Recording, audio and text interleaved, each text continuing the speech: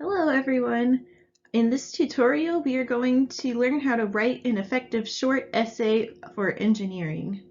And to start off we are going to go through 3 essays, and the first essay looks like this. I encourage you to pause your screen so that you can read it all. And when you're done you can unpause and then read essay B.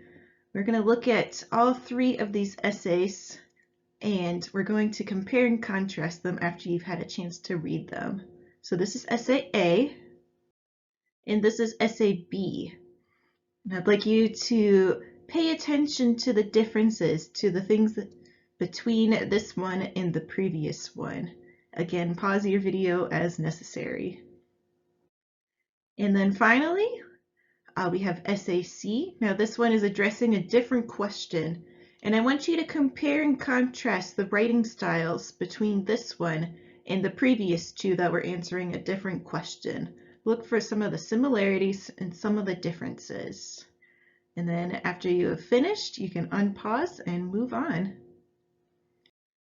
All right, and so now that you have finished reading all 3 essays, I want you to think about which essay do you think is best. The first one, A, the second one, B, or the last one, C, that was answering a different question. I want you to give some thought and reflect on the pros and cons of each essay as you think about this question. All right, now that you have thought about it, I'm going to tell you that the answer is essay C, is the one that we are going to be focusing on for the rest of this tutorial. And we're going to look at the reasons why essay C is a good example of engineering writing. And so to discuss that, let's go through the 7 steps of writing a well-structured engineering essay. And so the first part is to write a clear sentence that responds to the question or your thesis statement, and that's usually the first sentence you put in there. Usually someone is asking you a question and you want to answer it right up front so there's no ambiguity. And then the second thing in a structured engineering essay is multiple arguments or reasons. Usually you are trying to defend a position. It's more like a persuasive essay. And so you'll have arguments that you are trying to prove. And you prove that with facts and data, things from previous published studies, things that you have been researching in your company or research lab. You want to use specific numbers, statistics, maybe not figures in this case because we are trying to keep this a short essay, as you saw from our title. But you want to use data to support your reasons, not emotional appeals. And then your facts and data are coming from citable sources. This can also be personal communication if you are talking to a fellow engineer. And usually you put your sources at the end of a well-structured essay. And then you also want to make sure that your arguments and thesis logically fit together and they're clearly organized. And this usually means that your thesis statement will have argument 1, argument 2, argument 3, and then the rest of your paper, the next 3 paragraphs are going to be argument 1, facts and data, argument 2, facts and data, and argument 3, facts and data. And so that's what we mean by logically fit together and clearly organized. Those paragraph breaks are super important for a well-structured essay. And then finally, you want it to stay as short as possible. If you can, try to get it under 400 words or less. If you can get it under 250, that's even better. And so finally, we have our conclusion. And your conclusion is mostly going to restate your thesis. You want to remind your reader, who often is juggling lots of different tasks, they don't have a very long attention span. And your conclusion basically restates your thesis, which answers your question. And sometimes you can put in a little bit more detail depending on your style of writing. And so to illustrate these concepts, instead of going through an engineering example, I want to liven things up and go through a silly example together. And that silly example is going to be adopting a cat. And so throughout this, I have 2 cats. I'm going to show off their pictures just because they are so cute, and I think it livens up the presentation a little bit. And so this one is James Bond. He goes by Baby, and he is very silly. But let's get to our example scenario. Let's pretend that you want to adopt a cat. You've been looking up research online for months, and you're trying to convince your very fiscally responsible parents to adopt a cat. And your parents are like, yes, we have the money, but we're only going to put it towards adopting a cat if you have really good reasons. And so you're like, aha, I'm learning how to use facts and data to support arguments. I'm going to write this like an engineering essay. And so, as I said before, you've done lots of research already. You're like, I'm ready to do this, and let's write an essay towards my very busy parents on why we should adopt a cat. And your parents are busy, probably because they have jobs, chores, child rearing, whatever is your situation. Your parents probably don't have a lot of time, and in this analogy, this is a great way to think about perhaps relating it to a boss or someone who's like, all right, give me a status update on this project. I don't have all day to read this report, but I want to know what your opinions are on picking like the best bridge or the best circuitry or the best electric vehicle design.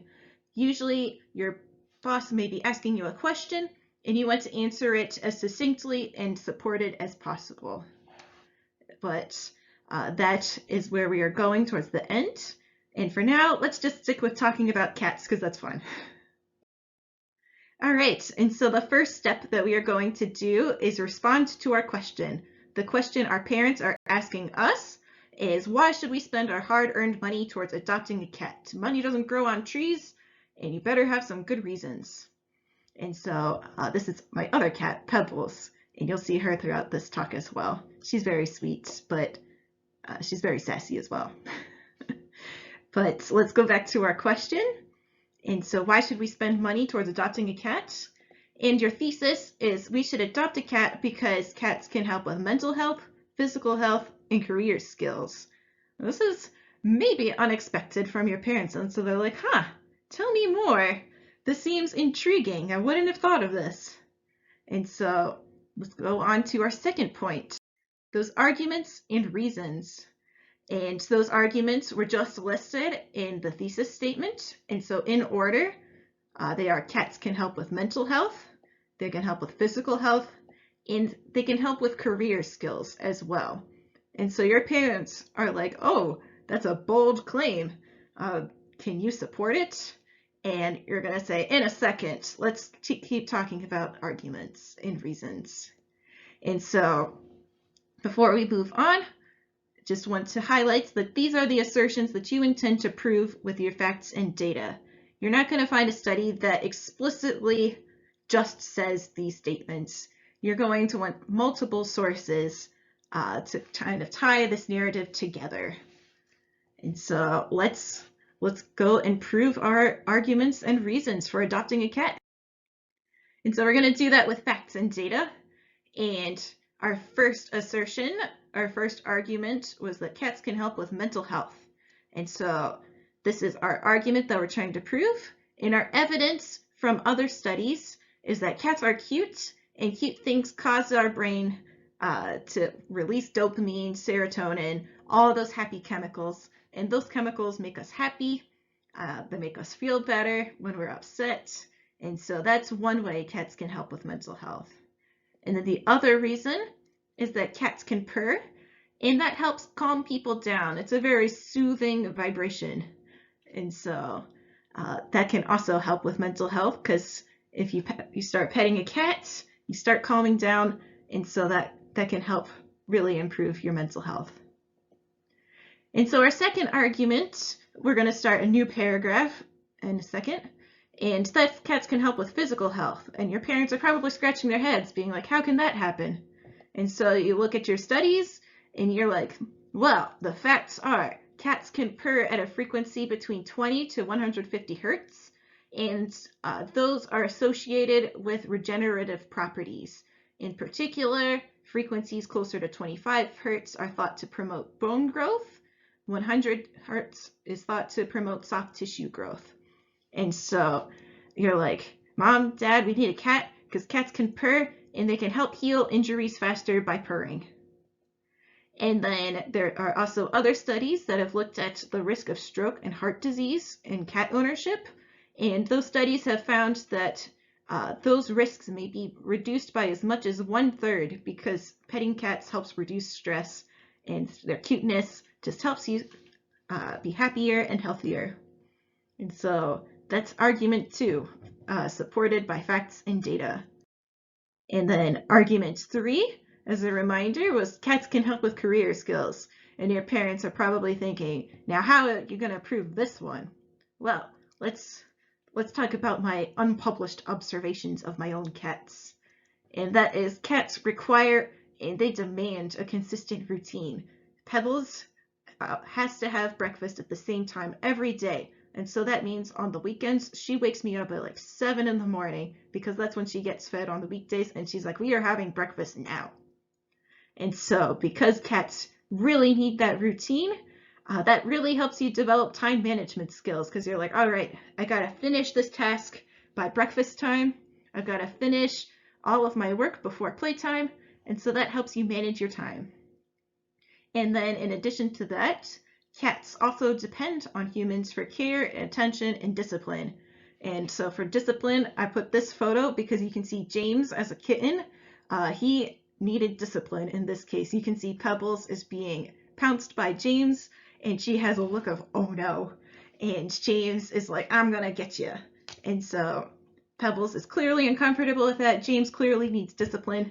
And so by making sure your cats are behaving, you are developing responsibility and leadership skills. You have to be able to intervene into situations and say, stop. And that is a very good skill to have in your career. And so those are our facts and data. And as a reminder to wrap up this section, facts and data are the evidence that supports each argument. And then finally, where did those facts and data come from? It's from your sources. And so usually you put your sources at the bottom, and in this case, you don't have to worry about proper formatting of like MLA or APA or things like that.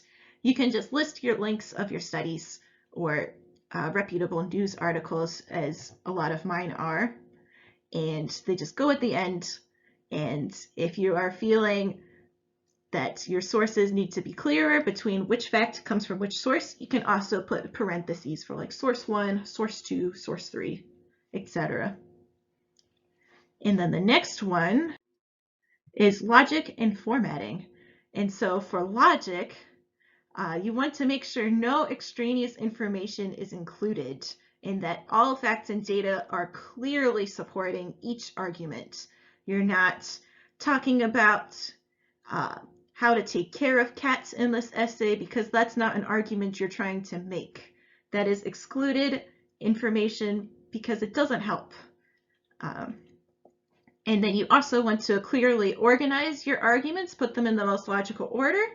And then you also want to give each argument its own paragraph, give it its own break, and make it nice and organized. And so for formatting, as I said before, your essay is generally no more than 400 words. And then you can even use bullet points to list your arguments, especially at the beginning or end of your essay, either to introduce your arguments or to wrap up your arguments. That way it's even more visually clear what's an argument versus facts and data. And finally, we come to our conclusions. And so in this case, my conclusion is that we should adopt a cat because its cuteness and purr will make us happier and calmer. Its purr also has great healing qualities, and its care requires skills that will help with a future career.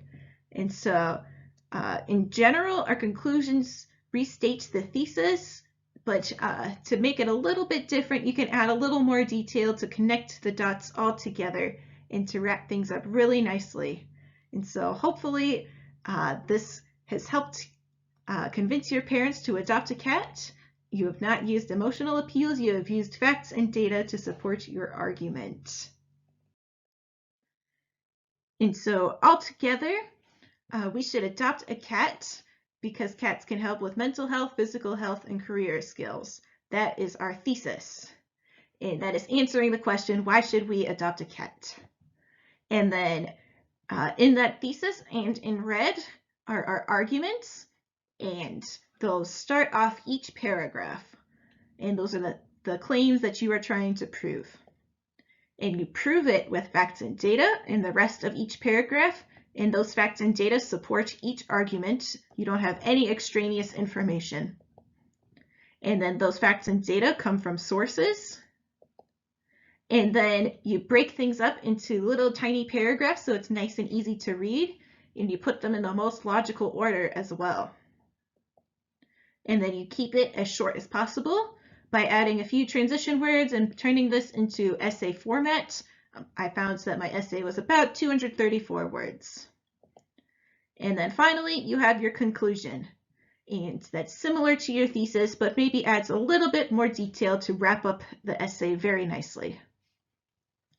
And so let's go back to our original essays that we were looking at, essays A, B, and C. And I said we were going to talk about essay C, so let's look at it again. So this is essay C, and it is asking the question, improvements to medicine. And the thesis is the very first thing up there, and it answers the question. And it says, artificial intelligence, nanotechnology, and genome analysis will play the largest role in this progress. And so the arguments that this essay is trying to prove is in red, and these are the first sentence of each paragraph. And so these are the claims you are trying to prove. In the first paragraph, it's talking about deep learning, and it's going to lead to the ability for personalized medicine for individuals and cures inspired by artificial intelligence. And so the rest of the paragraph supports that claim. The second paragraph talks about nanotechnology, and it may provide means to repair microscopic damage to body systems or harmful altered genes expression. And so the rest of that paragraph is proved by facts and data after that sentence. And then finally, the last claim is that sequencing of the human genome has dropped to nearly $1,000, and you are going to talk about how the genome is going to help with medicine in your facts and data. And so, as I have said throughout each paragraph, the rest of the paragraph supports each claim. And then those facts and data comes from the sources that are at the end. And then it has a logical and clear organization. You can see that the paragraphs are broken up into very small chunks that are easy to read. And then this essay is slightly longer. It's at 339 words, but it's still plenty short for busy bosses who are saying, all right, tell me what you think improvements to medicine are going to be. I only have 10 minutes to read this, go. And so this is nice and short. And then finally, the conclusion is that engineering of computer algorithms, nanotechnology, and gene sequencing will revolutionize how patients are treated and medical research is performed. And so that's a nice, clear way to wrap up this essay and also to wrap up this tutorial. And I will see you next time.